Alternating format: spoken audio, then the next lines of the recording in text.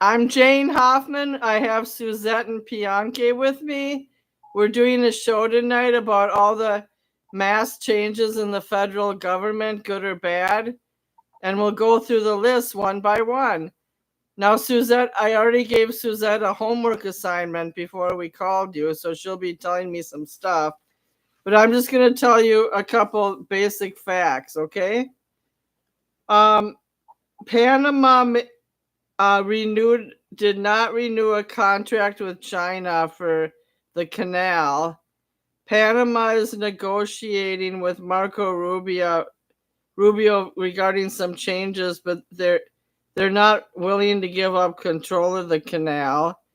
Marco Rubio is now in charge of I think it's called like AID charities around the world. So when we contract with other countries for international charities like World Vision, some of the world charities are now nervous because they think that Donald Trump's going to damage relationships with other countries because of his attitude. So I guess they now put Marco Rubio in charge. So he's going to be monitoring what charities give where and if it's in the best interest of the Trump administration. Another things in the news is Chuck Schumer said that putting damaging tariffs on Mexico and Canada could drive up the price of beer and guacamole prices. And Justin Trudeau, who I thought was kicked out, but maybe his office isn't over yet, he said that he's going to cherry pick the southern and the Trump states to create more damage in the delivery of goods. There's a lot going on. Bernie Sanders has been on Instagram many times talking about the threat of how Trump is trying to manage the media, and his team is putting out strange information that people can't interpret. And I want one of you guys. First, I gave Suzette an assignment. Suzette, do you want to go first and explain what I told you to do? Oh, go ahead and let Bianchi go. Hi, Bianchi. I'm almost done. Sure. Bianchi, go ahead with what your impressions are from the last week and what you think is the most important. Well, let me tell you about Justin Trudeau. Isn't that the person who blocked the bank accounts of the truckers who was protesting? Yes. Isn't that the one who had the debit card blocked, the credit card blocked, so they couldn't buy gas? Yes, he was. He's the Canadian Prime Minister. But I heard in November like he's stepping down. So I'm wondering when his office ends. Well, he's done enough damage. My goodness, why would you do that? The people can't have gas, they didn't have no food. It was their protest because it was something going on they didn't like. No, the truckers were pro-conservative in a Trump fashion of some sort. I remember it was I know it was in the Quebec province. They were stalling. They were blocking traffic with their trucker, like their convoy, of multiple trucks. And the Canadian Prime Minister got pissed and he punished them. He had no business doing that. Well, in Canada they do what they want to. Well, that was way. It was like a funeral procession. It was way before the election. It was about well over a year ago. Regardless of when it was, it could have been back in 1845. It was a procession of trucks going someplace for a cause, just like a funeral procession. So everyone in the funeral procession, they're gonna have their bank accounts froze. Well, I don't know how he did it, but he must have gotten information through the major trucking firms on how to even do that financial freeze. Because I know that the town that they blocked key businesses in that town, And the businesses refused to serve the truckers also, I remember. It just goes to show you that the evil of the left runs wide and deep, and we're going to fight it. I know you're like that, and you and John are kind of single-minded, so you have to widen your parameters of acceptance.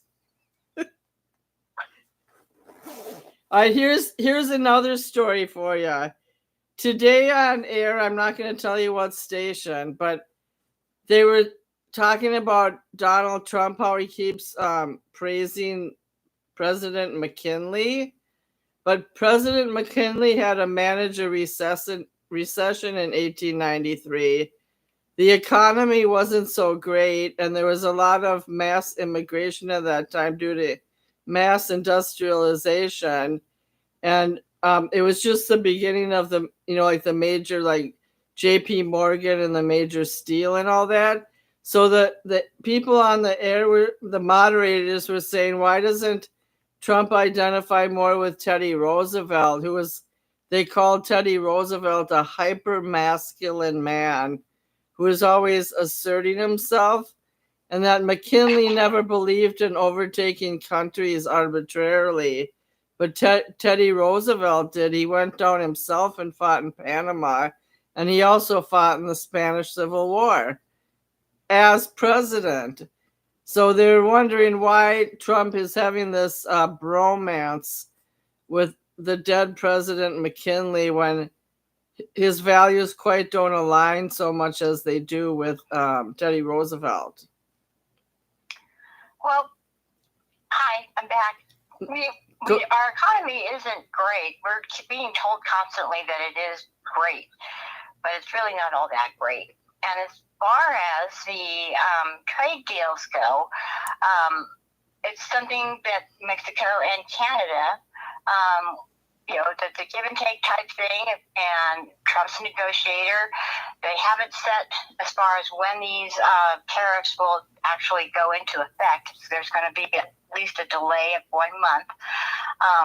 And this way the leaders can reach agreements as far as what things that they're going to put tariffs on. You have Trudeau coming out and trying to be the masculine dude by saying, well, we're going to do $125 million in tariffs of everything, blah, blah, blah, 25% of this and that. But, he had to do that because there were people that were saying, that Canada wants the tariffs so that we can leverage other things. They understand what the point of what the tariffs are for. And so as far as the avocado and the beer with Mexico, I thought that was really funny. It's like, really? I mean, as far as people paying more for avocado and beer, fine, no problem. That's not going to bother the chicken, the steak, the milk, the eggs, the veggies, all of that. Cool. I have no problem with that. Let the beer and avocados cost more if that's what what's his name is worried about. I thought that was funny too. Like beer and guacamole isn't that intimidating because first of all, if you buy avocados, you can make it yourself. But there's also a number of microbreweries in America now that are really popular. They're small-time breweries. Exactly. And, even in Minnesota, there's 5 different microbreweries in Duluth. And they've been around for 10 years already. Well, that is why it's so hilarious, because you have Schumer out there talking about, as far as Americans are going to pay, and they're going to pay, deeply for these things. If you like avocados, you need these to make guacamole. So you can forget about that, paying higher prices for that. And then he shows the Corona beer. It's like, dude, really? You're funny. Now, it might affect places like Texas and California, but, like places like up here, where we import a lot of German and Danish and Canadian beer. I just think it'll only affect certain parts of the country. Yeah, just like all things, because we have different things that grow and we produce in different states. So yeah, but these tariffs are, I guess, supposed to help address our economic, stability and all that. Also including the deadly fentanyl, and so a International Emergency Economic Powers Act was put into place, and so that allows Trump to do these things. Could you repeat that? What was it called? It's called the International Emergency Economic Powers Act, or IEEPA. And what is its main purpose? It is to address our economic situation that we're in right now. It's supposed to bring us, anyway, to stability. Because until the crisis is alleviated, these tariffs and imports from Canada and Mexico, and a 10% additional tariff on imports from China, they are saying that energy resources from Canada will have a lower tariff. So there's different bargaining as far as working for the people to not increase as much as possible our inflation that we're addressing. So he's having to make deals where he can to work other things with countries and not let us be taken advantage of anymore, because we've not only had open borders, but our trading situation with the countries are benefiting twice over and more off of the American people. And so we send our stuff out. They get good stuff as far as, let's just say, agriculture. And then we import stuff from these third world countries, and we're having to deal with that, as far as what things, they don't have standards like the American people do. So we get, what they give us. And if you want something else from here, you may not find it because we don't have the farms like we used to, agriculture. So basically. So I have a question though. Mexico and Canada are a threat in the sense of the southern border over immigration, but why is Trump trying to put tariffs on our immediate neighbors? Isn't that kind of hostile? Well, what's the point? The point is, these were our borders, and because we have open borders, or he's trying to close the borders, and as far as Mexico goes, the goods and services there, this way when they can reciprocate with their tariffs. And so that's what I'm saying, as far as both countries, or all three countries, are getting together to see how they can make this work for their people or for our people. And so in order to get the fentanyl to stop coming in order to have affordable goods. So you think his mission is to throw the baby out with the bathwater, like to slow down the drug trade and the promiscuity of the border? He's gonna kind of like crack down in other ways? No, I don't think he's throwing out the baby with the bathwater. I think he has to come in and exert what he says, as far as, I say what I mean and I mean what I say. And because initially they tried to dismiss him prior to him being inaugurated, when he was, making claims as far as returning the people back to having to stay in Mexico if they're seeking asylum.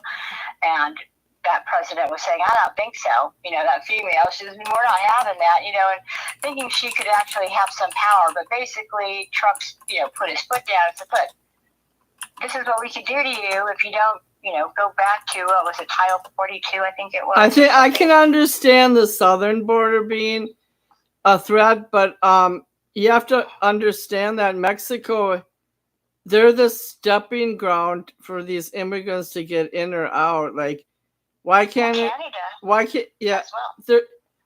Canada has not been a threat until recent years, and I actually have an excellent story on that. But before I do that, I'm not going to call Don for 7 more minutes. But I would like, you did an excellent job reporting that. Bianchi, do you have a reaction to Suzette's comments? No, she's very good. the tariffs is to discourage Americans from buying foreign goods and buy American goods. If we're not producing them, start producing them, putting people to work, and lower minimum wage down to where it should be. It shouldn't be no $25 an hour. Well, that's an excellent point, but what if there are traditional things that Mexico makes that Americans don't, like certain kind of hot sauces? Then they're gonna have to. When you have something that somebody else makes that Americans don't, then you're gonna have to pay a premium for it. It's simple as that. If he's gonna do away with income taxes, the taxes the money to pay for a government has to go back the way it was intended to be, according to the Constitution, and that was tariffs and excise taxes, not income taxes. Do we realize what we're saying? We don't need those. I'm trying to probe your guys' point of view every time Suzette says we don't need those countries. What do we need from Mexico? Tell me, Mexico don't produce nothing. We need sexy actors like Selma Hayek. I don't need no sexy actors. And another thing, Canada, with this artificial pricing of lumber, has put a hurt on the state of Georgia, known for its Georgia pines. I know, but Canada has unlimited. We talked about this last week. Canada has unlimited lumber up. Do you realize how big that country is? And it's all wooded. And the United States do too, up in the Northwest and also in states like Georgia. You put Georgia lumber companies out of business. You put furniture companies in North Carolina out of business because of their practices. We got to get rid of that. Put Americans back to work. I don't think, personally, I have more skepticism than you. Just because Canada sells a lot of lumber doesn't mean it's competition. It's not competition. They artificially manipulate its Canadian pound. That's what they do. The same thing with China. We already. I read in the online news around 3 or 4 o'clock today that the Mexican pesos and the Canadian dollar are sinking now. It's going to take more of them to buy an American product. That's why it should be that way. Okay, so I understand your point of view. I'm just saying that you have to understand the resources around the world. For example, nobody should harvest anything in the Amazon because it's sacred land and it's ruining the biosphere of the world. But if we get a couple extra hunks of lumber from Canada, I don't see how it's damaging. As I said before, Canadian manipulation of its prices on this lumber hurt states like Georgia when it comes to softwoods and plywoods. Well, Georgia doesn't have unlimited trees either. Just like steel in China. We made the best steel, and then we stopped making it and importing it from China, and overcharging us, and it's crap. I mean, it's no good, and it's as far as buildings go, you want to build with it. It's not very I don't know. It will not withstand longevity and falling apart, and so same with the trees type thing. We're better off manufacturing it here. We need to bring our own steel mills online, like Granite City Steel, Illinois, like Bethlehem Steel in Pennsylvania, like Birmingham Steel in Birmingham, Alabama. That's right. Wasn't there a controversy a few years ago about Chinese steel makers were robbing too much of the major market on steel? But their plants had poor production. They broke a lot of safety rules. Yes, exactly. And they're just a poor product in general. But they made it cheaper. They could make it cheaper. So yeah, there's a big to deal about that.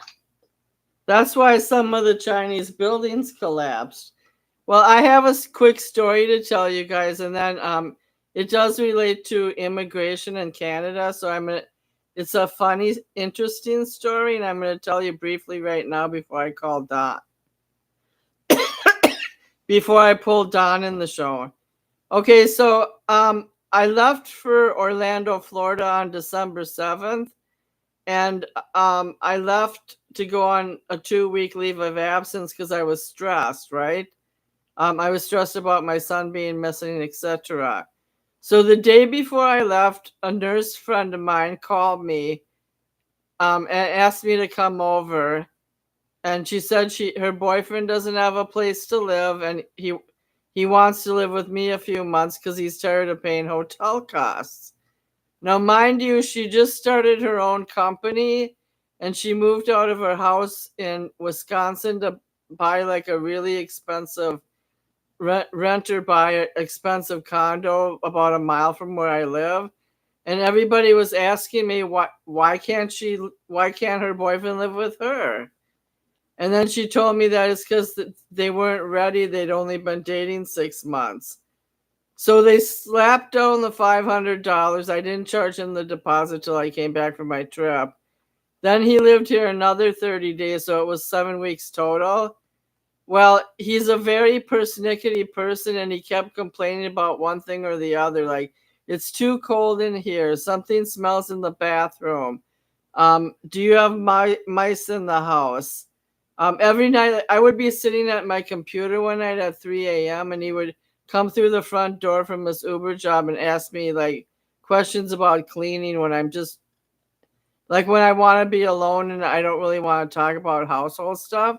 So we got in an argument January 29th or 30th, and he agreed to move out in 2 weeks. It wasn't working, and he was testy. And he also blew up at me because I told him to turn the lights out after 3 days because he left them on all the time.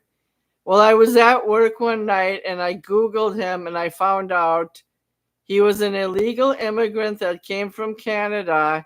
He had been in federal detention for 10 years in Massachusetts, Georgia, Louisiana, and Alabama. He was running cocaine, distributing it, and selling it at around age 35. He's now almost 50.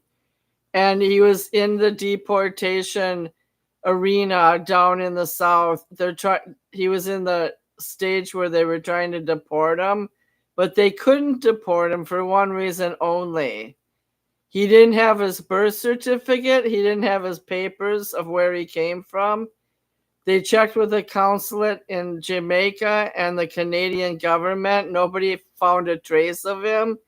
It turned out his mother was illiterate and never provided him with any papers. And the only thing he knew was his birthday. And he had been in the States since he was probably like age 10 or 15. So I thought it was an interesting story. Eventually, I told him everything I knew about him, and he moved out within 3 hours before I even got home from work that night. But the moral of the story is that it was taxing on me emotionally, but I'm trying to point out that I found it rather humorous and interesting that some illegals come here and they're not traceable, and then our government doesn't know what to do with them. So I'm thinking, even in 2020, he tried suing the state of Louisiana for not having safe enough COVID practices in prison. And he lost the case because the reason he lost the case is he didn't help the government try to find his place of origin. And also, the government stated that, like, we spray with this distilled, like, sanitizer thing all over the prison every day. We take people's temperatures every day. You know, we do all these checks, and that you're off base, dude.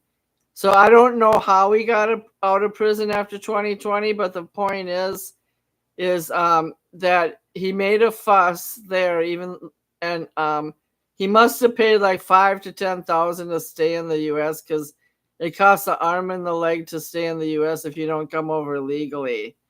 And I was just wondering what you guys made of the story, besides the fact that I was a dumbass and forgot to do a background check. Well, I just think it's pretty crummy of your friend to put you in that position in the first place and not let you know what was going on with him. that he had to learn it only after being annoyed to death, by his complaints. Yep, you're right on target. You're right on target. So, as far as you, it's not a matter of being a dumbass. It's just a matter of, she's your friend. She's kind of in a bind. You're not thrilled about it, but because you're a good friend, you said okay. And so what she did was she used you, and she didn't let you in on anything of what was going on with him. And basically, is he using her for, to get a... Yeah, and also I think, you know what else was phony? On January 1st, he gave me 2 checks, and they were her checks. One was a $500 for rent and a $200 deposit. And he said, I'm giving you the checks in her name because I can have a paper trail. Well, the other thing is that, like, nobody would rent to him, because if they had Googled his background at all, they would not let him live in an apartment. Like, he would fail the background check. Right. So it was just a very difficult situation, and it caused me a lot of stress, but luckily it was over within 12 hours because he agreed to move out immediately. Well, that's good. I think he was scared that I would call the cops on him or something. Yeah. It still doesn't alleviate the strain. Right. That your friend had put on you, or your relationship, basically. And then I confronted her. On Facebook Messenger because I didn't have her phone number. I said, She goes, he's always been polite at your place, and you can't tell me he hasn't been polite. And then later on, she told me, I said, I told her off. I said, you've always had bad taste in men. Everybody knows it. And then she got mad at me. And then she later told me that he's here legally. But he works for Uber, and I could maybe email or call Uber. But those companies are hard to get a hold of because most of them don't have a phone number, and their emails are shoddy. So, again, it's not even a matter of as far as he's always polite, and that can't be true what you're saying. It's a matter of you didn't tell me anything about this man, and he's under my roof, sleeping like a door away from me. And it would have been nice to be informed. And even if he did come to the country innocently with a mother who didn't provide proper care, he still got into the dark side of life. He got in the wrong crowd and dealt massive amounts of cocaine and distributed it. So he must have been trying to take the easy way out by becoming a fast-earning criminal. Yep. So and she was probably embarrassed anyway, so she took it out on you. She's projecting. Don just called in. Hold on, you guys. Okay. Don, I'm merging the phone call. We have 3 people. Say hi to everybody, Don. It's Suzette and Bianchi and me. Hey, everybody. Can you guys hear them? Hello. Okay, so happy Monday. So far tonight, we've tackled a couple of major topics with Trump's upheaval of the federal government. The one thing that we haven't covered is Trump's remarks on the DEI and why he blamed the FAA and the aviation industry for having people in business who were either minorities or who he felt unqualified. And most Americans felt like that came out of left field. Could somebody comment? I'll comment, but go ahead if you guys are Well, we've already been talking, so you can go next. Okay, because this is a classic way of changing history. Culture, cancel culture, and things like that. What's happening is that everything is going to be blamed. Everything is going to be blamed on DEI, the Democrats, and basically the things that have been passed in the past. So that's going to be a problem. But Democrats are going to have to, everybody's going to have to traverse because it's affecting everyone. We're going to see prices of everything but oil go up in the next few months because of his tariffs. And he says it's good for America to take the pain. And that's going to be something that he's going to have to continue to espouse because that's his platform, pretty much. Is that yes, there'll be change, but there's going to be pain that we're going to have to go through. So why do you think he's why does he have to blame anybody? Because that's his MO. You're not getting it. I am getting it. I'm just asking you to explain better. He has a playbook that he's reading, more or less my comps and some of the other Aryan nation ideologies. And then, with his grandfather having helped the SAS, he was his business was an ancillary SS, I guess, equipment. I think it was equipment that he was dealing with. So he's, his family is from the Nazis ideology, and then with Elon has South African, heritage, so he understands apartheid and the subjections of. Oh, that reminds me. What did Suzette, Don, and Bianchi think of Elon Musk trying to break into the federal treasury where all the checks are issued and other secret details? Not secret, but private. He's not trying to break into anything. And another thing. Yes, he did. Yes, he did. What did he try to? What, a hammer? I guess he waltzed right in there and he was trying to survey. Well, he walked in. He didn't break in, now did he? The point is that he's not an elected official. He don't have to be an elected official. Well, he's a foreigner and he's trying to be a money. He's not a foreigner. He's a United States citizen. He's a money grubber. I am too. And another thing, DEI is a bunch of bullcrap. Biden was trying to nominate a black man by the name of Phil Washington to become the head of the FAA. He couldn't even answer questions that he was being presented with during his nomination hearing. He was a truck driver. What the hell is a truck driver? Are you talking about wait, are you talking about none of those nominees that Trump has put up has any experience in their but you know the difference. You know the difference. Zero. This man said he did not know. Right. Okay. He actually said he actually said. Okay, slow down. Slow down. He's a damn fool. The only reason they put him up there because he had black skin. Yep. Is this the guy who was put into the head of the FAA on purpose about 1 or 2 years ago, and John Yoder told me he's just qualified or not qualified? No, this is recent. Or is this recent? Is it more recent? That was a different guy. The guy that was the head of the FAA, when he seen Elon Musk coming, he resigned.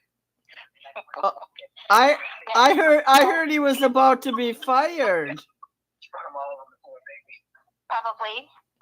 I mean, each administration that comes in, they want their own people in or people that they appoint. As for the DEI, people automatically assume, that it had to do with color, and it was a white woman. But CNN were talking about how the DEI, is going to dramatically affect, black people, and it was too soon for him to just say it was DEI, blame it on somebody with color of skin. It was like, what are you talking about? It was a woman pilot. Are you kidding me? She was white. She wasn't even black. So when he was speaking about DEI, it's not just. Okay, I have a question though, Suzette. There were 4 American airline employees. There was a black person who passed out the beverages. There was a white male pilot, and there were 2 others. Are you saying the other one was a white female pilot. In the military, in the helicopter. To tell you Flying the truth, the black ops or whatever the hell that helicopter is called, they lost touch with the communicators at the airport. The communicators at the airport told them to change direction, and they lost the connection and they crashed into the plane. It wasn't American Airlines' fault. It was our military. Yeah, but nobody's talking about possible terrorism. And there was no it was a human accident. It was a Black Hawk helicopter, female pilot. She only had 300 hours of flying. Okay. Are you kidding? Retired 500. Okay. Are you kidding? No, I'm not. And they're supposed to have like 3,000, 3,200 but flight hours. You're right. She was a DEI. She was a tranny. There's pictures of her. What do you mean she was a tranny? And they tried to clean her up. They scrubbed her Facebook page. They scrubbed her Facebook page, and they gave a description of her being a nice this, nice that, and most of all, she was a good partner. What do you think she was when they said she was a partner? No, she may be lesbian, but she's not tranny. She was a tranny. No. All right, I'd have to do more investigation because I haven't heard any of that in the mainstream news. Well, you haven't heard anything about terrorism either. That other plane that came out of the sky was in a spiral. Yeah, in Philadelphia. What do you? Wait. What? The only thing that will be a spiral is catastrophic failure.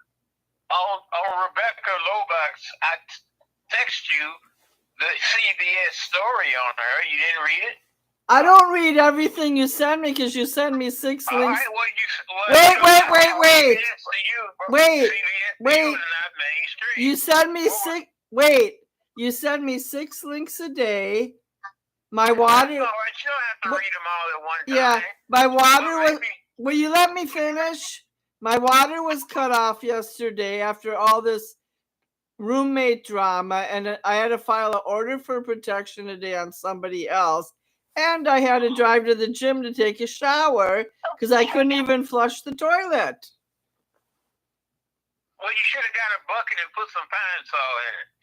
What you should do is go to a hotel until it's all fixed. They fixed it within 4 hours, but it was at the end of a bad week for myself. Go to the Shell station. You can take a wash up in the Shell station bathroom. I took a shower in a fancy. She was very inconvenienced with that water shut off. It could really just mess your day up if you had plans. Actually, it turned out being a good thing. I got to shower. I went in the warm therapy pool, and I went in the sauna, and I was in heaven.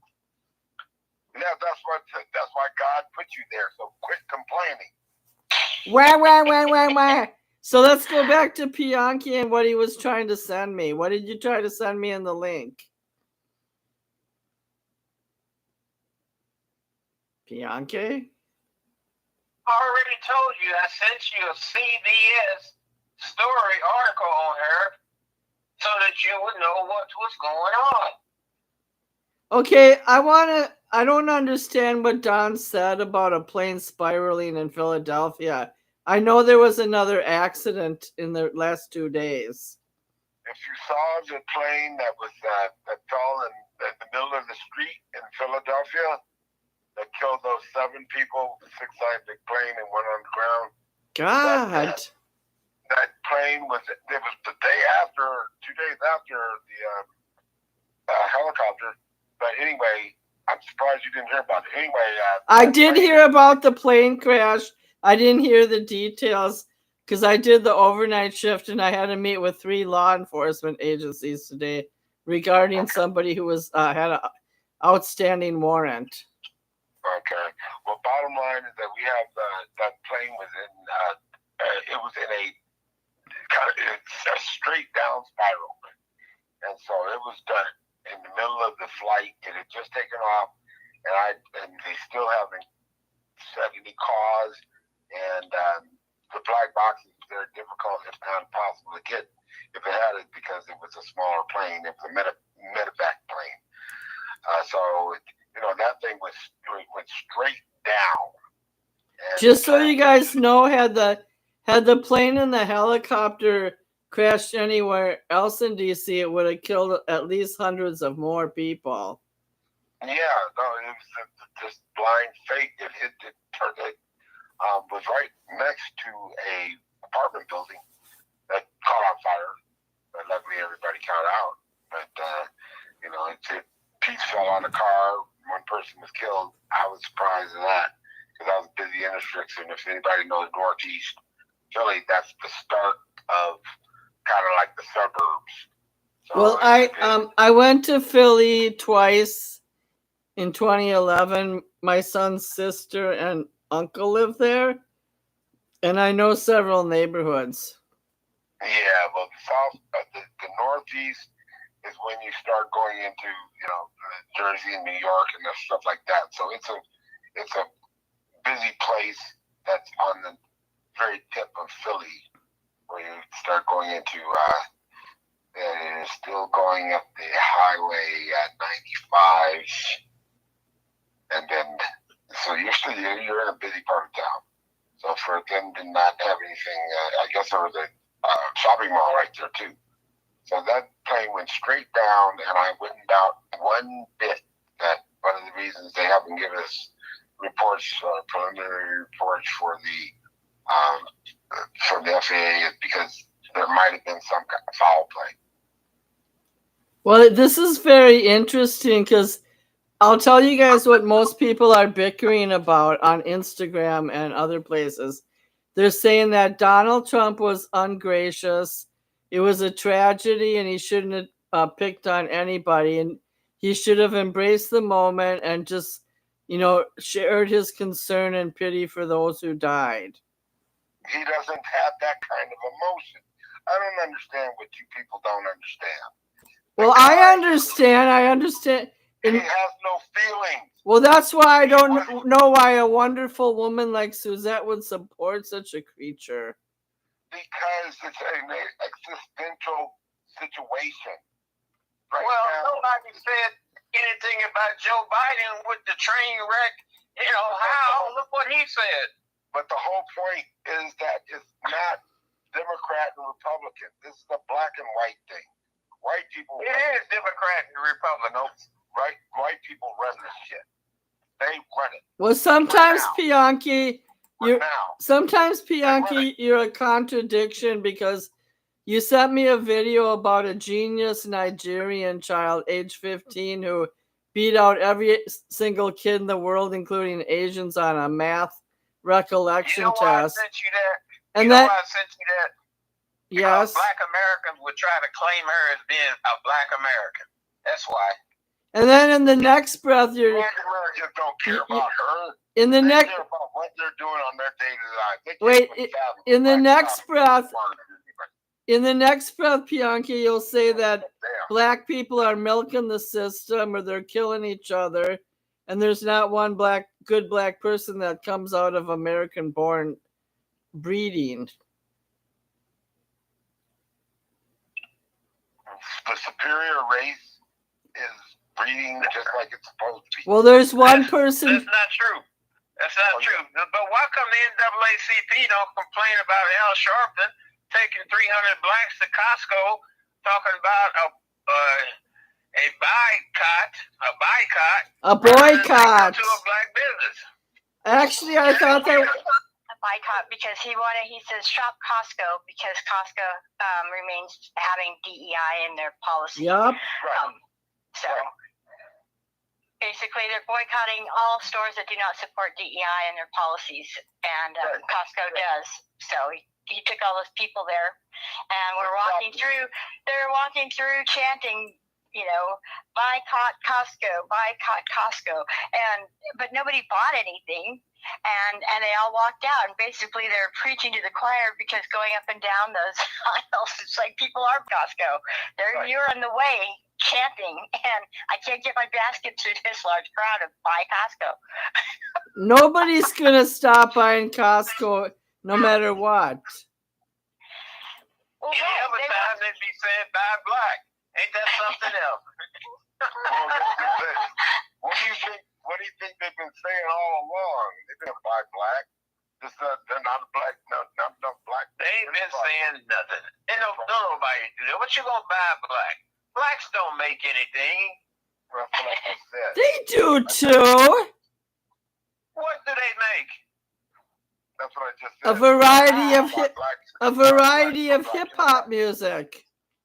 dashikis, do-rags. Yeah, but those things aren't sold by black. They're sold by Koreans There's a lot of black. and Indians. There's a lot of black women who have their private owned business. Yeah, but they're not dashikis. I can guarantee you that. How about black people who come to the Grammys naked? Will Smith's daughter came in a pair of underwear and bra. Their son came with a black box over his head like he was in an 8th grade science class. And it wasn't a box, it was a house. And Kanye West his girlfriend came with see-through clothing that could show every body part, including her vagina and breasts. That's fine. They're making, $2 billion a minute? That's what they can do whatever they want. You know, for the most part, Will Smith, Jada, they're in orgies and no, they're not. My little Will Smith wouldn't. Just shut up, Jane. But anyway, Jesus! They're doing it, and that's no big deal. Did you know little Jaden Smith has his own nonprofit to help people? Yeah. Whatever. He's wearing a house on his head.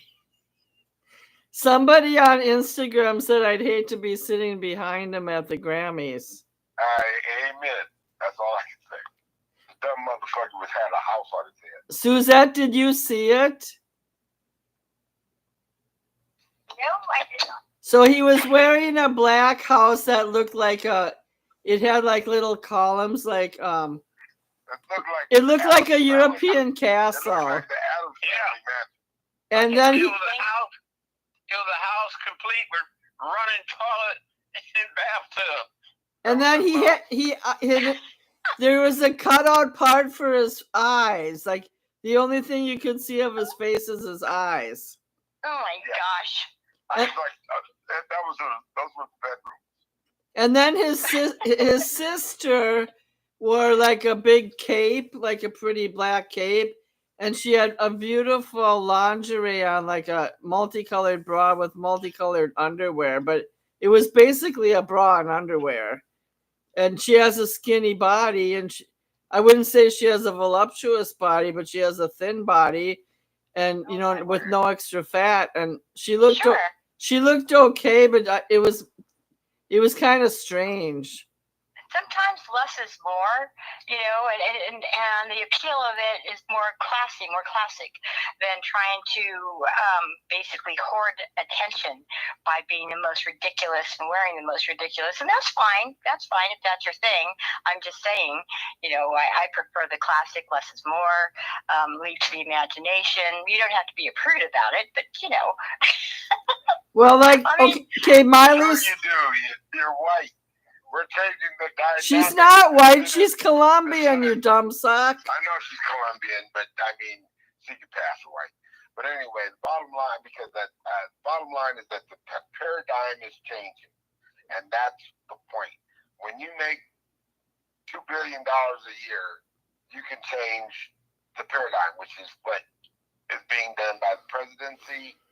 And right now, we're seeing that. We're going to be going back to the 1950s, and so everybody's going to have to be happy with it. I'm personally happy with it because we do need to make things tighter. We need to make sure that... Well, I want to go back. I want to marry J.D. Vance and have 4 more kids. And that's fine, as long as you don't mind a man in eyeshadow and lipstick. We're fine. But he wears eyeliner, not eyeshadow. Shut up! He puts on chapstick. I'm glad you weren't here for my story of my accidental mistake of letting an illegal alien live in my house. What do you mean? You married him? No, I'm talking about in the last month. You married one? That was a Pakistani, and we got He's a legal alien. We got a 3-hour divorce in Vegas. He was an illegal alien. You married him for the green card. I'm not going to repeat the story for my own sanity, but the fact of the matter is he's wanted by Homeland Security. Oh shit! For real? Yeah, he lived with me for 7 weeks. He was Jamaican descent, but a Canadian resident. And it was actually no fault of her. Well, it was part fault, but the majority of it was not. You did background check. I didn't She trusted her friend. I went on a trip to Florida, and he moved in the day before, and his girlfriend is someone I've known 10 years, so I trusted her. Okay. All right. Did you get in his pants? No, he wasn't hot enough. Okay. That's a good reason. He was 5'7" and 140 pounds. If I'm gonna date a black guy, he has to be the size of Kobe, like in height. But it was a warm body, and I heard it's cold where you live right now. Eat rocks, Suzette. Dropped a lot of snow. You had a couple days, snow did. No, last week it was minus 44 degrees, and we had 4 days of sub-zero, and then this week we've had snow and warm weather alternating between warm weather and more snow. Good for you. We have the shadow effect. We've got about 5 feet of snow in the mountains, but in here in the valley, we've got 0. And that's because of the shadow effect. Mountains stop precipitation. Suzette, is it colder where you live these days? Suzette, what's the temperature in Ontario? It gets pretty low. In the evening, it was, 45? Yeah, 45. It'll say 59, but it feels like 45. So it gets really chilly at night. Yeah, that's pretty cold. LA was 53 the other day as their high. How about you, Bianca? Is Louisiana? They had a snowstorm from Houston to Pensacola last week. Bianca, what's New Orleans? It's gonna rain tomorrow. 80 tomorrow. I was gonna take a week off before I start my new job, and I'm gonna either track my son in Roanoke, Virginia, or I'm coming to see you, Bianca. Come on down. It'll be a memorable experience. Is your African wife there, and she's gonna beat me with a frying pan? It takes more than a frying pan to beat you. Did you know when I lost all my money in Vegas once, my Jamaican friend Claire in Victorville chased me around the driveway with a frying pan? Why? She was mad that I lost money. Because me and Lauren were living with her at the time. Oh, okay, gotcha. So anyways, Playing nimble one-armed bandit. I'm a train wreck. Yes, she is. She's So- a train wreck, yeah. Okay, let's get back to business, you guys. So what do you think the biggest threat that Trump's trying to do that's going to affect a majority of Americans? What's his biggest move in the next 2 weeks? Oh gosh. Like the Justice Department already canceled his idea about eliminating certain federal agencies on the spot. So he's already burned that bridge. Marco Rubio's taking over some charities or trying to maneuver some kind of aid so private charities can't enter certain countries. There's a lot going on in the next 2 months. The big thing is going to be the tariffs. The biggest. There are going to be many big things, but the biggest is going to be the tariffs because people are going to see that he's like that. He's always said he always appears to be a money grubbing whore, and so that's what he is. And I understand it because somebody has to do it. And when he puts 25, I mean, think about it. He put 25% on Mexico and Canada, who are our closest allies. We do more business with Mexico than anyone, period. We do? Yes.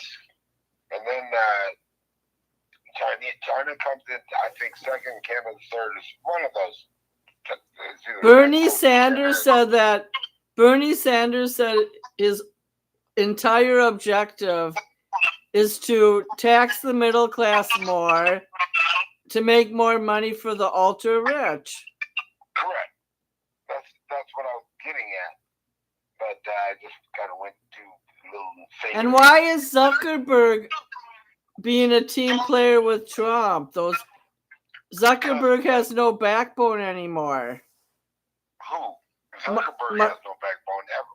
He's just a blob. Well, the problem. Bernie Sanders received about $2 million from pharmaceuticals.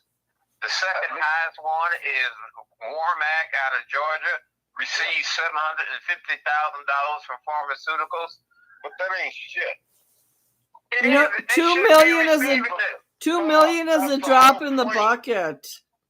Why are they being bought off by farm? That money should go to fund a development fund in their communities. It should, but it's not because it's going in their pocket, Bianchi. And why do people vote for them so the money can go in their pockets, Don? Because of Citizens United. That is the Citizens United. That's old news. It opened. Remember when we had our taxes, Bianchi, for $1. $1 you could voluntarily put your money in for either or party. And now when they get Citizens United, it took that away. It allowed PACs, super PACs, and next thing you know, money was completely unlimited. Completely. What Nimrod would spend $2 million for a motherfucking $130,000 job? What sane person would do that? All I know is there's a lot of manipulation. There's more than manipulation. It's theft. Complete theft. When you're paying $1,000 for a bag of nuts and bolts, then you know something's wrong. $600 for a toilet. That's what the military charges the public. That was 25 years ago. Yeah, now when it's Bill more. Clinton was in office. And now it's more. It has to keep up with inflation too. And the military budget is it's actually the budget that's grown the least in the last 15 years. Yeah, and John always claims that Trump's innocent and he won't cause wars, but he's been doing a lot of warmongering talk lately. Yeah, but he's not caused any wars. That's the good thing about him is that it's not. He won't cause any wars. He won't make any wars. Well, Denmark's about to bury his ass because he keeps talking about Greenland. Well, it's not going to be a war. And I've laid this out to you. Denmark owns Greenland. Yep, they do. Denmark cannot pay for Greenland. They cannot pay for the upkeep of 50,000 people or 100. There's only 56,000 people in Greenland. It's kind of weird. So if Denmark goes ahead and sells Greenland, ain't no big deal. Well, they said a member of their parliament said, "No way are they going to succumb to Donald's demands." Yeah, nobody thought that Luka Doncic would go to the Lakers for Anthony Davis. So there you go with what they said. They said, I deal with facts. What did the people say? The people want to be part of the United States. Well, I know that the president of Panama has already bent to some of the demands of the Trump administration. United States built the Panama Canal. Right. I know, and we gave it to them after 50 years. It was a treaty. Carter had no damn business doing that. Don't mess with Jimmy. England owns it, and that's the same thing as Greenland. England cannot control that. It's too expensive for their finances. Bianchi, last week we did a show 2 weeks ago specifically on Panama, and George Bush Sr. tried to overthrow the Panamanian government after that treaty had been signed because he distrusted Manuel Noriega with good reason. Manuel Noriega was a double agent for the CIA and his own government. That's all right. The United States paid for it. The same architect that designed the Suez Canal and built and designed the Panama Canal. He's a Frenchman. All I know is that you can't act like that in public, Bianchi. We signed a treaty that Panama will run their own canal. We can't be hegemon colonists. They have to be able to protect it, and they're not able to protect it. We're going to take it back. Right now, China is calling the shots down the Panama Canal. They did not renew it. But China is getting ready to control it. But China, the Panamanian president booted out China. They did not renew their travel ship agreement. The United States is going to take control of the Panama Canal. Okay, I'll bet you $10 at the end of 2025. They're going to take control. You're going to lose your $10. Don't mess with me on a Monday night.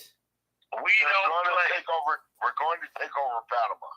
Donald Trump don't play. You got a new sheriff in town, and he's bringing hell with him. He's going to kick ass. I hope he has an aneurysm. That's very nice. Yeah, that wasn't very nice.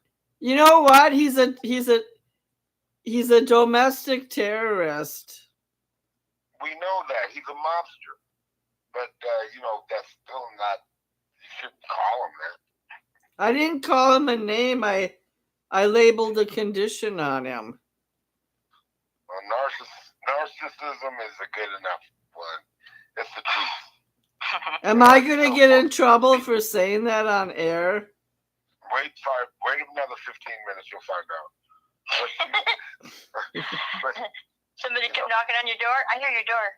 Exactly. I've already got one former roommate who's harassing me, one foreign national who doesn't know what country he's come from. Why do you think I told your stupid ass to buy a house? You buy a house, you don't have to worry about any of that stuff. Well, Reno's one of the places I'm going to move to when I retire next year. Well, first, get your first house in Duluth. Buy a house. No, I owe the feds $18,000. I can't. Sure you can. Just put it. Bianchi, will you marry me so I have more financial clout? Who? Bianchi? He's already he proposed at New Year's under the mistletoe. All right. Well, you said no, obviously, or else you'd be married by now. So that's your fault. But bottom line is that find buy a house, then you'll have full control over you and whoever else is running through and messing you up. I'm 64 with a bad eye. Yeah, well, Lauren might come home. He won't help you, but he might come He's home. my little cookie. See, these little cookies, they're all soggy and wet. So let's get back to politics, Suzette. By the way, everybody, I know where Lauren lives. I know what street he lives on, and I have his phone number. Does he talk to you? Silently through video. He watches all my YouTube videos unlisted. Okay. If that's good enough for you, that's good enough for me. Is Bianchi making chili again? It's okay. I heard some kind of beeper go off. Yeah, well, it's eating at 10 o'clock, so. That was my oven. Oh, it was your oven, Suzette? Mm-hmm. So you guys, I gotta go to the kitchen to get more coffee. Can you guys talk about some other policy while I'm gone for 2 minutes? Yeah, but what are you doing drinking a coffee at 10 o'clock at night? Because it's my day off and I'm having surgery tomorrow. Okay. All right, yeah, we can go. Okay, go ahead. Go ahead, guys. All right. Bianca still on? Yeah. Okay. There you go. All right. I wanted to know what you and Suzette feel about the immigrants who are being detained and possibly sent back because the criminals are fine. There are a lot of people who've been here for years who are being sent back. They still criminals too. Okay, I don't care if they have it. They criminals also. All right, so they're over here protesting in LA right now, and illegals. They're holding up the Mexican flag and burning the American flag, and they're saying "Si se puede," and down with Donald Trump and all this other. So it's like, yeah, we want your kind here. You guys are just really, blowing it as far as showing how much you want to be here in America. Especially when you voted for them. Yeah. Big bulk of voted for them. I don't understand. Well, it wasn't the illegals that voted for him. It was legal. Right. Americans. But that affects most all their family, in them somewhere or another. Huh? It affects the illegals, affect the legals and the families in some way or another. Well, they're actually upset with the ones that come here illegally because they had to jump through hoops. Yeah, they didn't work for it. But right. Quite a few of them are family members or friends of family members. They come over here. In some of the cases, they stayed at their homes for a little while, but they're getting sent back. And I was just wondering if some of that, I wanted to know what the other side thought about it in terms of there are some illegals who are being, from what I understand, being rounded up. I don't believe we've had that happen yet. If they have, it was, I don't know what happened. It wasn't a big story. But as far as the legal ones, they're ready for the ones to go back to family members and stuff. They housed them for a while, but then they're like, okay, time for you to go. Time for you to go, okay. I was just wondering because, it's the criminals are, being rounded up as far as some innocents, apparently. So I don't know what that is, or if you heard about innocent. And what about the fires down there? Have you heard anything about efforts to rebuild, or because it's all toxic waste? There are people talking about going back. Yeah, but they're being stopped. There was some rain, so they were told they had to wait till the rain stopped because it's too dangerous for them to be in there. And now they're coming up with different excuses for these people not to be able to go back onto their property and clean up their housing. Yeah, part of it. Yeah, part of communism, Nazism, whatever you want to call it, is lost property. So when you can get property, make people renters and indenture services again, that's part of the whole ideology of communism, Nazism. So that's what I was asking. Oh, yeah. Pretty sad. No, Bad for those people. Well, I mean, somebody got mad because it's been investigated and proven that some of these fires were arson. You're talking about wanting to burn something when they know it's the worst time in the world. You know, the Santa Ananas are Santa Ana's. Santa Ana's were about as strong as they come. Right. And so they took great care to do whatever they need to get the most out of the wind. You know, I used to live about 1.5 miles away from where the Altadena fire started. So I knew the terrain very well up in Altadena and Sierra Madre and some of those places up there up north.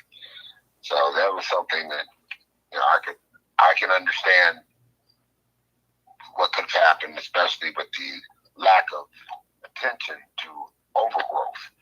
Right. There's just so many, mitigating factors that didn't have to exist that caused it to really, escalate to the levels that it did and consume all that property. And it didn't have to. It could have been limited. I'm not saying that there wouldn't have been any damage, because the winds were a large contributor. But the winds were 100 miles an hour in some places. Right. Exactly. They anticipated it, but they also couldn't have done anything even if that reservoir had been full and operable, because the fire was just too much. Right, we discussed that on a previous show, that the one reservoir that was key to fixing it was drained. And the person that was in charge of that water station, female, she knew about it a week in advance as far as the weather and the winds that were coming, and she did nothing to try and have that built. She did. I thought she tried to call. I think it was the mayor's fault because I thought it was the mayor's fault. Well, overall, because the mayor, oversees all of these utility companies and stuff, but there were, like I said, there were a lot of different things that people, they dropped the ball on the job, and so I have a question. Point fingers at one person, or a lot of different things. It was another national tragedy where the California conditions were so bad that, yes, you could blame some people, but not everybody. It was just a tragedy. No, it's not a tragedy. This is arson thing. It was a disaster. Yeah, it was a man-made disaster, mainly because men did not oversee the overgrowth of a lot of these canyons, and these fires just raged and raged and raged. I heard about. This was not a tragedy. This was actually homicide because you had 28 people who died. Yeah, it's man-made. You had somebody that ignited it and took advantage of those circumstances. So that the mayor of LA should be indicted for murder. Also, Don, I knew about that. I knew that the year before, California had record rain and record vegetation growth. Yep. And then you have, as far as the whole DEI thing goes, then you have the one fire, director, whatever, that goes on there and basically says, if there's a fire and, and you're a man, you shouldn't have been there in the fire, so why should I carry you out? It's like, what? I mean, she didn't put it that boldly, but she did put it out there like, it's not my job to take you out of the fire. It's like, well, then what are you doing being a firefighter? You're supposed to do all that. But yeah, so when we talk about DEI hires, it's like there's your prime example of one right there. She thinks she deserves to be a firefighter, but she can't do the job, or doesn't think that she needs to do the job. You mean because she was the head of the department? She doesn't think she should do the job because she was head of the department? That wasn't not the chief, but the other one that was on that commercial she made about. She's a higher up, though. Rob said. Okay, well. Because they got into a big argument. She had to quit. Then she got fired. I felt like it was more far-reaching. There was probably like over 10 people to blame. There are 10 people to blame in every situation. These situations don't just manifest themselves all of a sudden. There's a mitigating reason for almost everything that happens.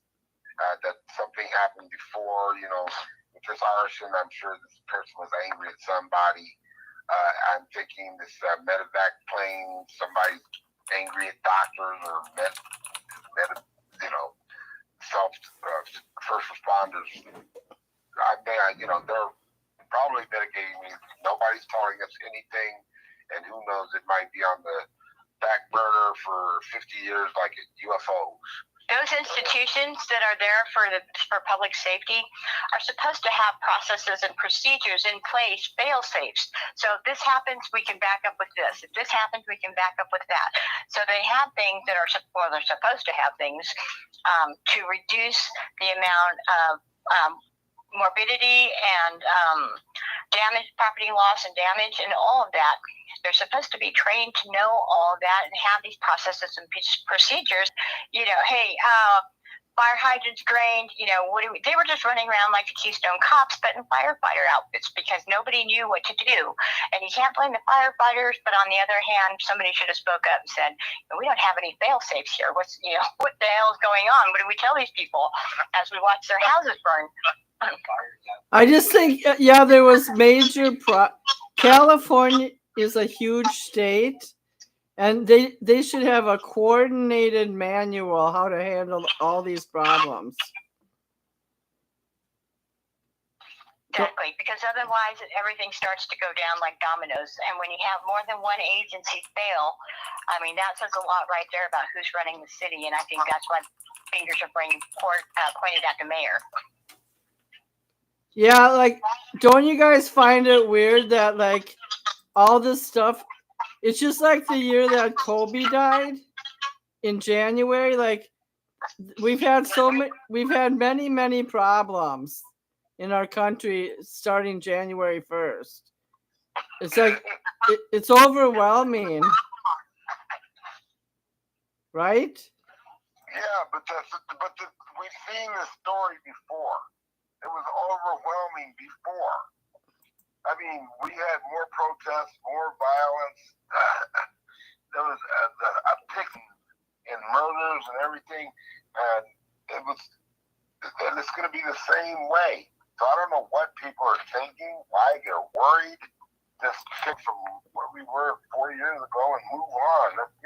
Let's get it on. We got we've had a plane crash. We've had a president who's acting crazy in some people's eyes.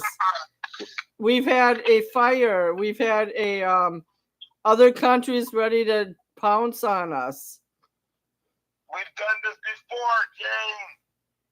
Well, you're not the soothsayer on the mountain. These are unusual times. No, they're not. It's the same way 4 years ago. And the media just makes it sound, they really embellish and emphasize it to make it sound like it's unprecedented. This is unprecedented. It's all unprecedented. It's like, no, it's not. Quit saying that. Exactly. We've seen this program before. Turn on the TV to Channel 4 where you had it 4 years ago, and you're going to see the same damn show. Every 4 years when we have a new president or an incumbent president, whatever media is out there, this this is unprecedented. This is unprecedented. Have you ever seen a president behave this way? This is unheard of. No, it's not. Look at everything that's happening surrounding this president.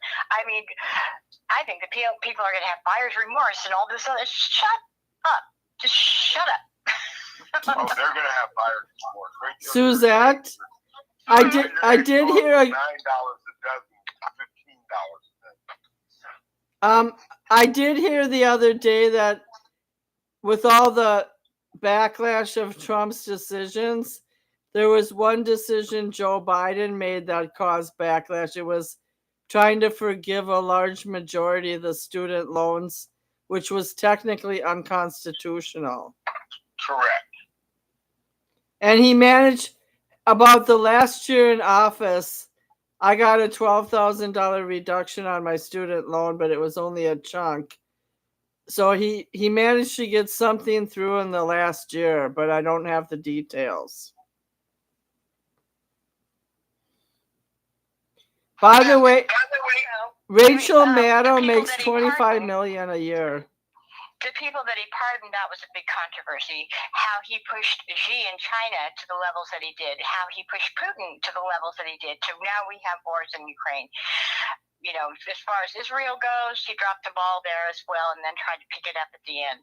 So, I mean, there are all these things that can be called and named off, but the mainstream media, if they're not talking about it, I mean, then nobody's going to know about it. They're going to think, oh, economy's great. He says it's great, so it must be great. The news says it's great.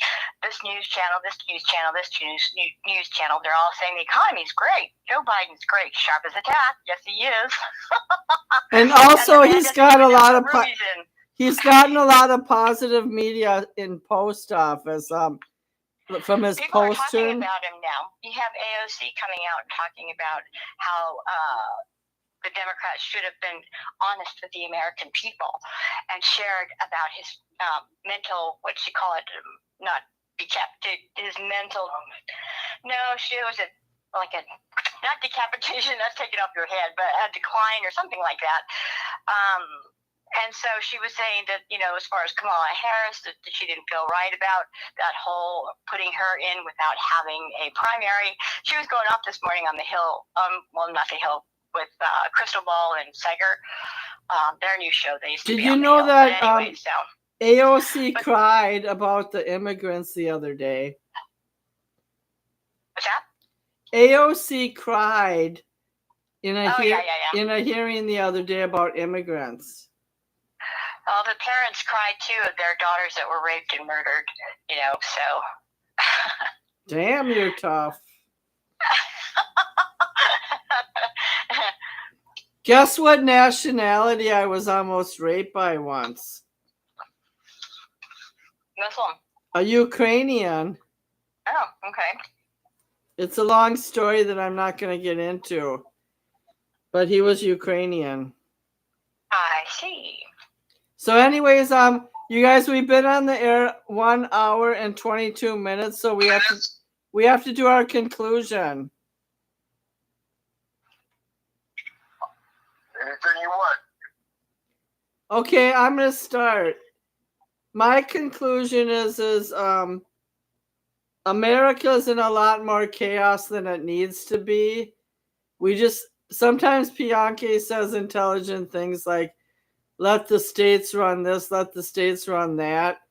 I think the states should take back some of the purse strings and run their own segments of what's proper for the state. For example, Minnesota had mass flooding last year in about 5 southern counties. I think some states are able to manage more than other states because my state is one of the richest states in the country. We have excessive revenue every year. We always have a surplus budget. So other states cannot do that. They're poor, like Mississippi.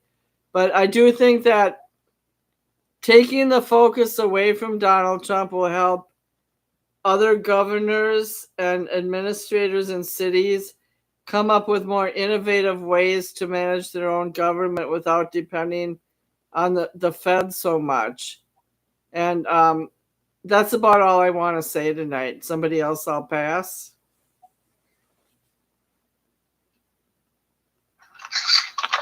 1 second, please.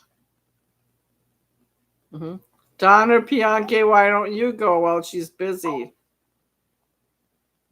Rise, Peter, slay and eat.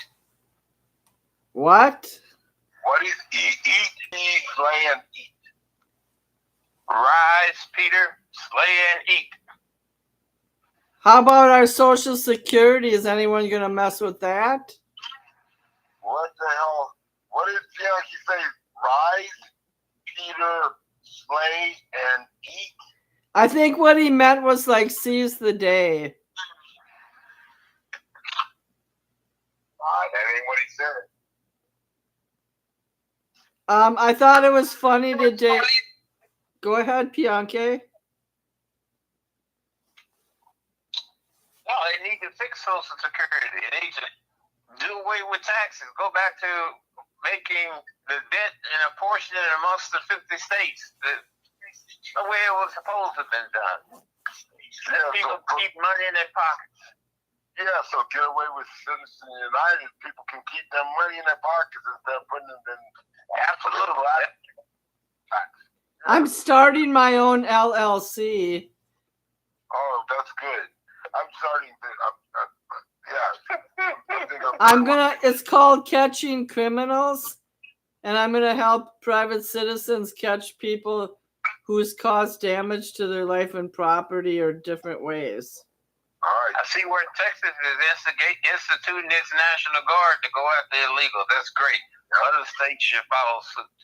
I think Arizona's getting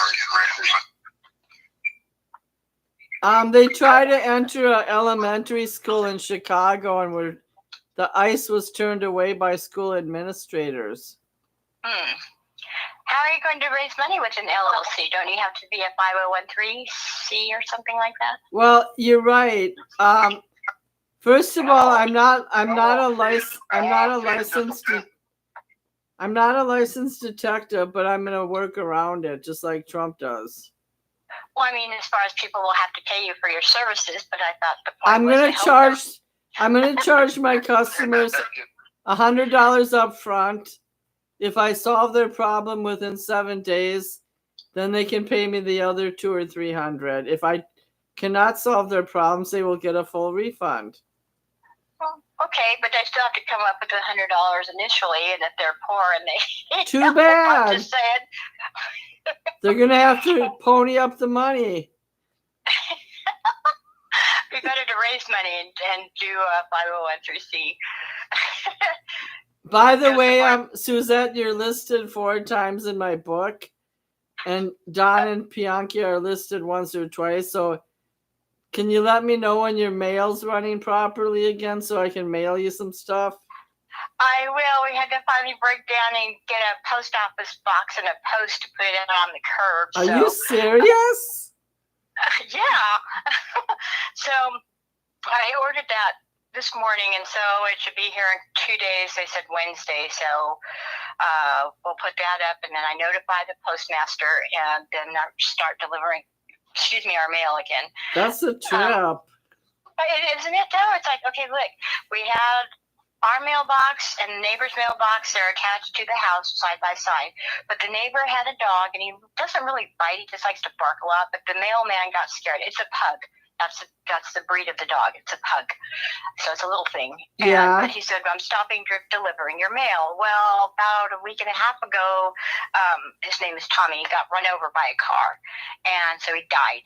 And so we called the post office master and said, okay, so can we get our mail delivered to us now because that dog is dead? And they said, well, you're going to have to show proof. And it's like, okay, she buried it in the yard. I mean, we don't have a coroner here to determine death.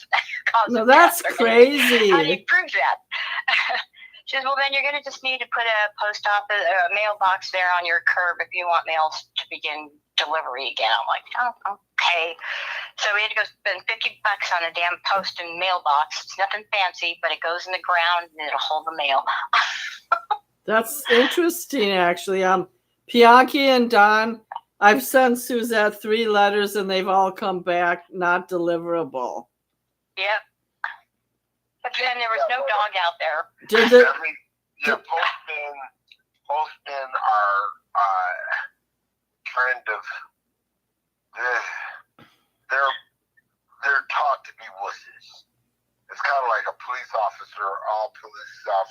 cause fear for their lives, which is why I can't.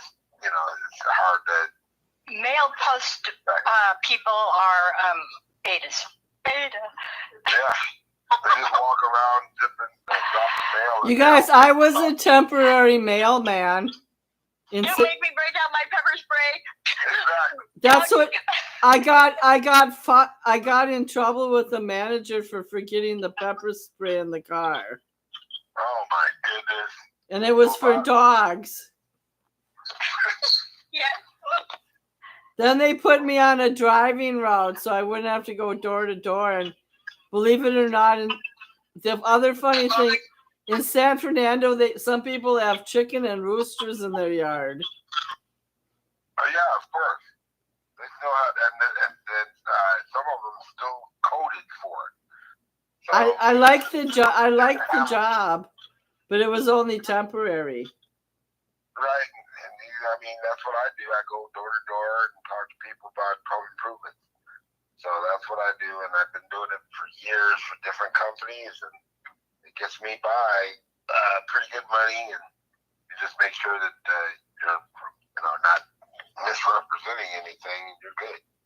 Don, do you ever meet a housewife in lingerie? All the time.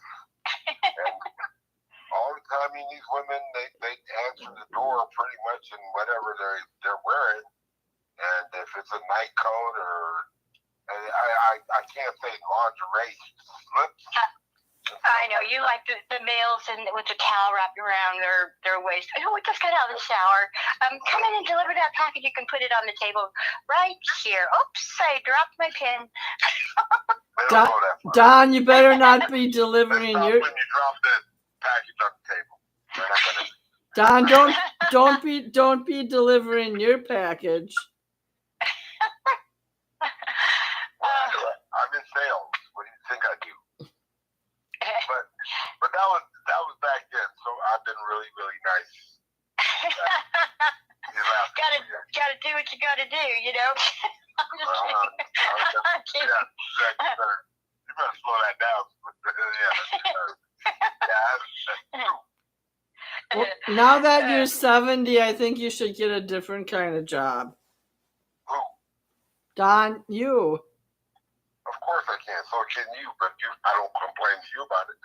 No, I get exercise. I'm in as good a shape as I've been in probably in 25 years.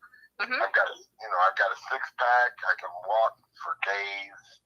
I've got striations of calves and thighs, and I can still go for days at a time if I want to. So that's what those. It's keeping me in shape. I'm 69. I can still play with the youngsters. The best part about it is you enjoy it. As far as you get to be out in the fresh air and you're not in a cubicle, and so not very many people that can say that about their also, job. Cubicle. Don, you're staring at a computer. Thank you, Suzette. You're absolutely correct. I get to see the beautiful mountains every day. The weather here in Reno is almost nonpareil. You can't find better weather almost anywhere, especially if you're looking for 4 seasons.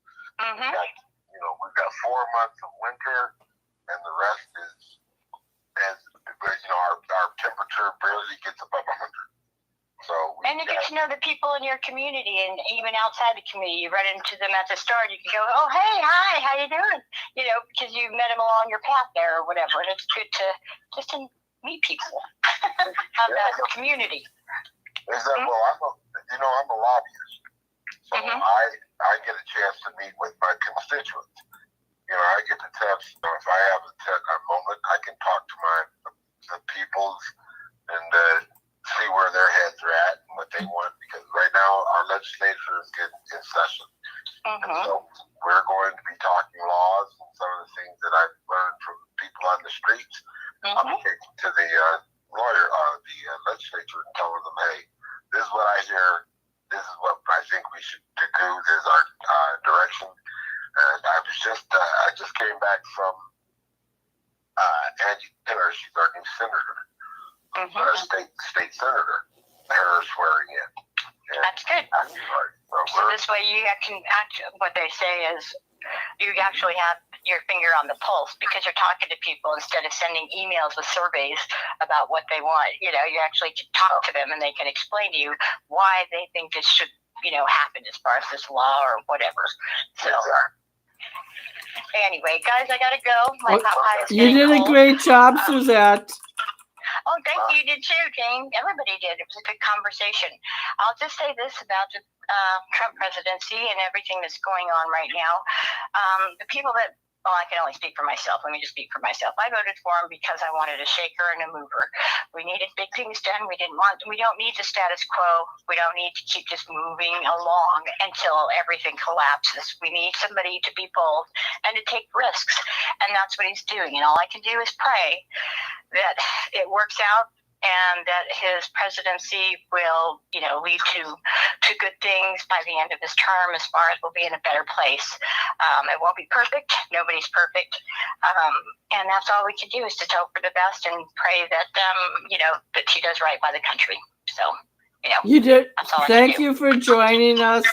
We've already had 4 people watch us while we're doing the channel. Thank you for joining us.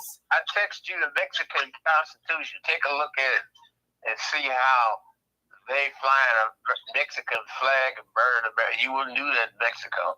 No, you wouldn't. Hell no. Or any other country. But this is America. Freedom first. Mm-hmm. And that's one of the things that we're going to Good luck with that. Yeah, well, that's what I'm saying. Trump right now is doing us a favor. He's shaking, just like in a way Suzette said, he's shaking things up, but he's going to, and it's inevitable, going to go too far. And that'll open up holes for everyone else to kind of start moving up in, filling the vacuum, because he's only got 4 years, of which 2 he has free reign. He'll have free reign in these first 2 years. And then in 26, the Congress will turn back turn back blue, and he won't have that opportunity to pass any laws. Now, It's called a lame. It's called a lame duck. We'll see about that as far as going back to blue because California is changing and it had a lot to do with the mismanagement of things. So we may be turning the state red pretty soon, No, that's a very good point. Because California is kind of getting sick of being blue, and I was just in San Francisco this last weekend, and they cleaned it up quite a bit. Only 6th and 7th are kind of really messed up they're downtown, but other than that, they've cleaned up San Francisco quite a bit. Mm-hmm. Well, they're tired of seeing blue and nothing new, Well, that's what I'm saying. I mean, I'll give this 2 years and see how it goes. I hope that the Democrats or whomever is against or anti-Trumpers, I hope they don't go too far because the pendulum always swings back and forth. So, and as I said to Jane earlier, and she still doesn't understand that we've seen this movie before. We know what's going to happen. I remember. I'm a political scientist. I remember when Bush v. Gore, they were tied. I remember many of constitutional crises. Right, well, Bush versus Gore, we should have never had a Bush. But anyway, the thing is that right now, stay in the present, Dave. We're at another constitutional crossroads, and we're going to need people who are lucid, who are thinking right now without their emotions, because as I said, these first 2 years, we're going to be going through some catharsis, some crisis after crisis, and mitigated crises. So we're going to be looking at a tumultuous 2 years, and then after that, we can almost conceivably see a kind of a Goldilocks fantasy, if you will, for 2 more years where there'll be stalemates, everything's going to stabilize, and we might be able to have an opportunity to really take advantage of all of these financial opportunities that will open up, but they're not always going to be positive, mainly because our two biggest trading allies are going to be putting tariffs on us. So in food and cars and cosmetics and everything else, furniture are going to go sky high, maybe even double. You forgot about the rapture. What? You forgot about the Christian rapture. That's not happening for another 100, 200 years. Well, no, you're wrong.